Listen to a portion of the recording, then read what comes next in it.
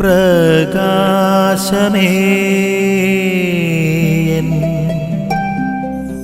മിഴി തുറക്കുക വേഗം. മിശിഹായ്ക്ക് സ്തുതിയായിരിക്കട്ടെ. സ്നേഹമുള്ളവരെ, വചനദീപ്തി എന്ന വചന വിചിന്തനത്തിലേക്ക് സ്വാഗതം. അവൻ 12 പേരെയും അടുത്ത് വിളിച്ചു പറഞ്ഞു, ഇതാ നമ്മൾ ജെറൂസലമിലേക്ക് പോകുന്നു. മനുഷ്യപുത്രനെ പറ്റി പ്രവാചകന്മാർ വഴി എഴുതപ്പെട്ടതെല്ലാം പൂർത്തിയാകും. അവൻ വിജാതിയർക്ക് ഏൽപ്പിക്കപ്പെടും. അവർ അവനെ പരിഹസിക്കുകയും അപമാനിക്കുകയും അവന്മേൽ തുപ്പുകയും ചെയ്യും. അവർ അവനെ പ്രഹരിക്കുകയും വധിക്കുകയും ചെയ്യും. എന്നാൽ 3-ാം ദിവസം അവൻ ഉയർത്തെഴുന്നേൽക്കും. ഇക്കാര്യങ്ങൾ ഒന്നും അവർ ഗ്രഹിച്ചില്ല. അവൻ ഈ പറഞ്ഞതിന്റെ പൊരുൾ അവരിൽ നിന്ന് മറയ്ക്കപ്പെട്ടിരുന്നു. അവൻ സംസാരിച്ചവ അവർക്ക് മനസ്സിലാക്കിയതുമില്ല. സ്നേഹമുള്ളവരെ, യേശുവിന്റെ പീഡാനുഭവത്തെക്കുറിച്ചുള്ള 3-ാമത്തെ പ്രവചനമാണ്. വളരെ ദീർഘമായി വ്യക്തമായി 7 കാര്യങ്ങൾ എടുത്തു പറയുന്നുണ്ട് സംഭവിക്കാൻ പോകുന്നതാണെന്ന്.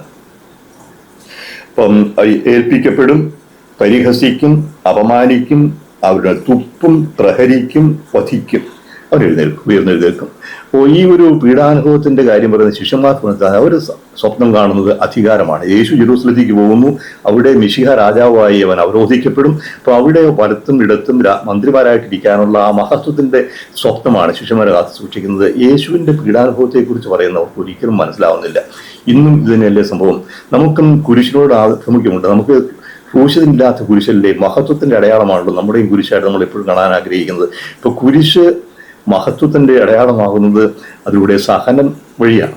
അപ്പോൾ സഹനം വഴി, മരണം വഴി പിതാവിലേക്ക് പോയതാണ് കുരിശിലൂടെ. അപ്പോൾ ഈ ക്രൂശിനില്ലാത്ത കുരിശല്ല നമുക്ക് ആവശ്യം.